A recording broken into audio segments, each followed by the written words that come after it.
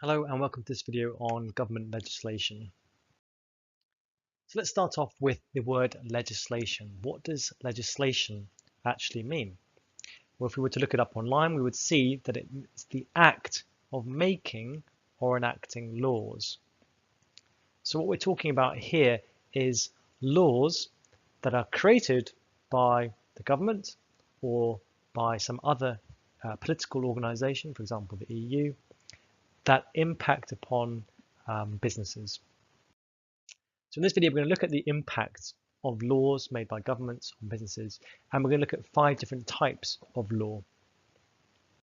Let's start off with consumer protection law. And as you can see on the right-hand side, this is really to stop consumers from getting screwed. What types of law do countries typically have? Well, they typically have types of law that protect consumer from first with regards to the quality of goods or services sold. So consumer protection laws typically include things like consumer rights, so replacing goods if they're faulty, making sure that goods are fit for purpose, they do as what they're described to do and they're of satisfactory quality. We also have things like Trade Descriptions Acts, which means that goods must be, or services must be described in a way that is not misleading. A Consumer Protection Act would mean that businesses are liable for any costs incurred as a result of faulty or damaged products, and the prices quoted must be correct and not misleading.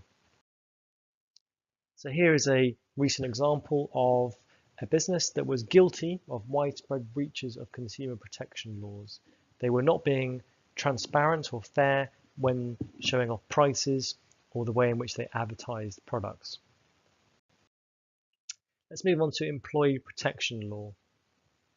So this is about safeguarding employees' rights in the workplace. And we can break it down into individual employment law and industrial relations law.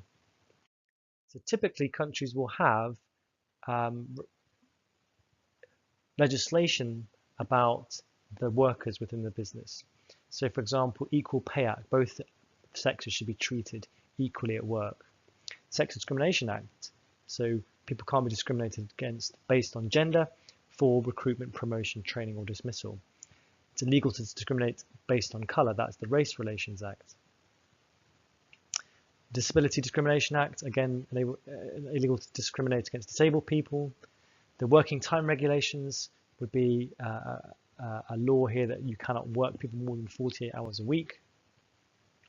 And the national minimum wage would be an example of an employment legislation. So a minimum hourly wage rate introduced, for example, across the UK would be an example of individual labour law that would affect businesses. So here's an example of a claim against a university about equal pay. And here's another one up against the local council, again about not paying different genders the same amount of money. Industrial relations law is to do with trade unions. And trade union is an organisation made up of members, and its membership is mainly made up of workers within a particular industry. So you might have a teachers union, maybe a car workers union, and any laws relating to that group of people, trade unions, we call industrial relations law. These would be examples of different unions you might find.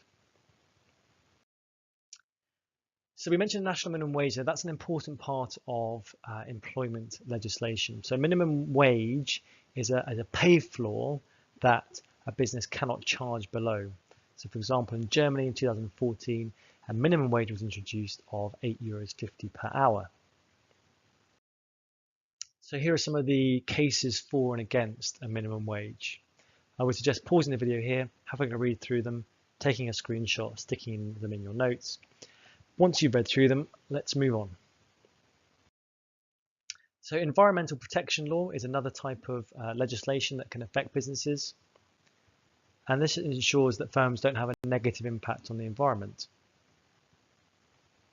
Again, here are some examples. Environment Protection Act and Environment Act will have effects on businesses.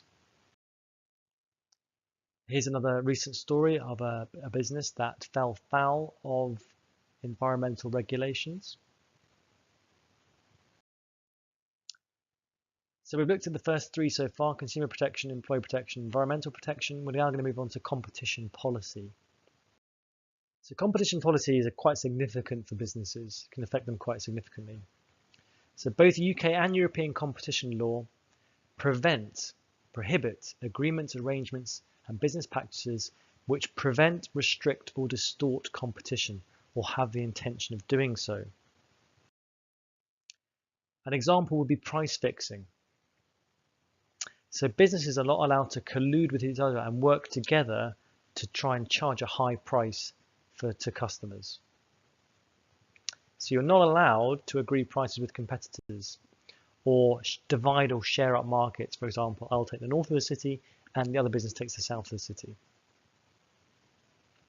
You're not allowed to work with a competitor to determine what prices you'll pay your suppliers. You're also not allowed to use predatory pricing, cut prices below cost in order to force a smaller or weaker competitor out of the market. Another area of competition law that firms are not allowed to breach is abuse of a dominant position. So again, both UK and European competition law prohibit businesses with significant market shares unfairly exploiting their strong market positions. And you're considered to have a dominant position if you have a market share of 50% or more. Now, this doesn't mean you've broken competition law. It's only if you use that dominance of the market to abuse customers or to distort competition that you would be found guilty under the law. What might be the penalties for getting caught? Well, businesses can be fined up to 10% of their annual turnover or revenue.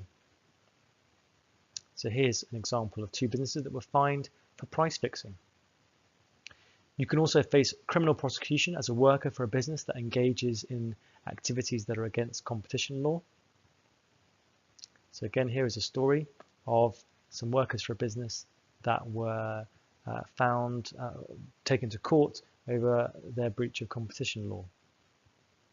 You can be disqualified from being director of a business if you engage in anti-competitive practices. And there can also be civil action taken by those affected. So effectively, you can be sued by customers, for example, if you work with another business to exploit them. Okay, another area of law that affects businesses is health and safety regulations. So these laws tend to protect employees and customers from illness and injury associated with businesses. So Health and Safety at Work Act would be an area of legislation that would affect a business, as would certain regulations, and we can see some examples here. Here again is another news story of a business that was found to have breached health and safety regulations, and they were fined.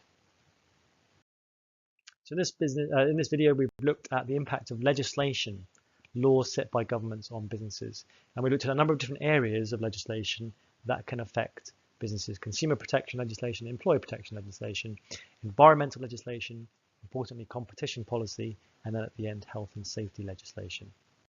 That's it. Thank you very much for listening.